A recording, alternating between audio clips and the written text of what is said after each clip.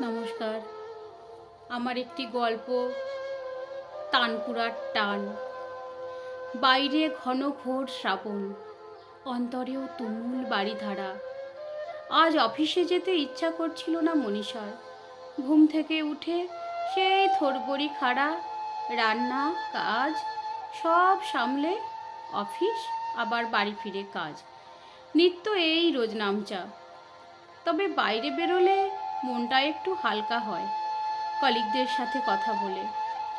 খুব হাসি খুশি, ভালো মনের, খোলামেলা, প্রাণবন্ত মেয়ে, সবাইকে প্রাণ ভরে ভালোবাসে। বিনিময়ে তার ঝুলি শূন্যই থেকে যায়। তার মনের তানপুরায় বিচিত্র সুরলহরী। মাঝে মাঝে নিজেকেও চিনতে পারে না সে। এসব ভাবতে ভাবতে কিছুটা দেরি হয়ে যায়। বাইরে খোলামেলা হলেও ভিতরে ভিতরে খুব লাজুক সে। মনের কথা মুখ ফুটে বলার সাহস নেই। অফিসের ব্যাগ কাঁধে বেরোতে বেরোতে স্মৃতির সাগরে ডুব দেয়। তার এক বন্ধুর প্রতি তার প্রবল টান যেদিন বুঝল, সেদিন থেকেই তার হৃদয় ক্ষতবিক্ষত হতে থাকে। তার অফিসের পথেই বন্ধুর যাতায়াত। মনের কথা বলতে পারে না সে। গোপনে মনের তানপুরার তারে টান পড়ে। সে উদাস চোখে তাকিয়ে থাকে। বন্ধুকে বললে তার ব্যঙ্গের শিকার হয় সে। তারপর বন্ধুর বিদেশ পাড়ি। মনীষা ভুলতে পারে না তার লুকোনো ভালোবাসা। এভাবেই 15 বছর পেরিয়ে যায়। দৈনন্দিন কাজের মাঝেও তানপুরার তারে টান পড়ে। চোখ দিয়ে অজান্তেই দুফোঁটা জল গড়িয়ে পড়ে। মানুষের এই দুর্বল জায়গাটা বড় করুণ। অবাধ্য মনকে শাসন করার লাগাম দেওয়া অসাধ্য। তারপরও সে সবাইকেই ভালোবেসে যায়।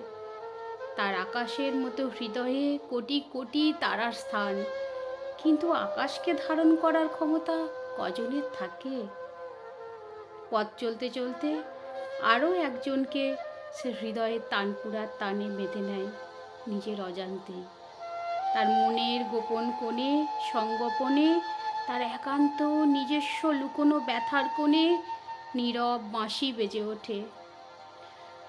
ভাবতে ভাবতে অফিস চলে আসে। এটা তার আপন স্থান, যেখানে নিজেকে খুলে মেলে গুছিয়ে নিতে পারে মনের মতন। বড় যত্নে সাজানো এখানকার মানুষগুলোর সম্পর্ক। এই বৃষ্টিতে আজ একজনের আসতে অনেক দেরি হচ্ছে। মনে মনে সে অপেক্ষা করতে থাকে। বাইরে তখন অবিশ্রান্ত বারিধারা, অন্তরেও তুমুল বর্ষণ। রাস্তার চায়ের দোকান থেকে ভেসে আসছে গান। বৃষ্টি থামার শেষে সোনালি আলোয় ভেসে রাজার কুমার এসে সোনার কাঠি যে ছোঁয়ালো। কিন্তু তার মনের এই উচাটন তার একান্ত আপন, একান্ত নিজস্ব। এ তার অন্তরের আলো। বাইরে গাড়ির হর্ন বেজে ওঠে। সে আনমনে সেদিকেই তাকিয়ে থাকে, হৃদয়ের অতলান্ত অপেক্ষা নিয়ে। নমস্কার।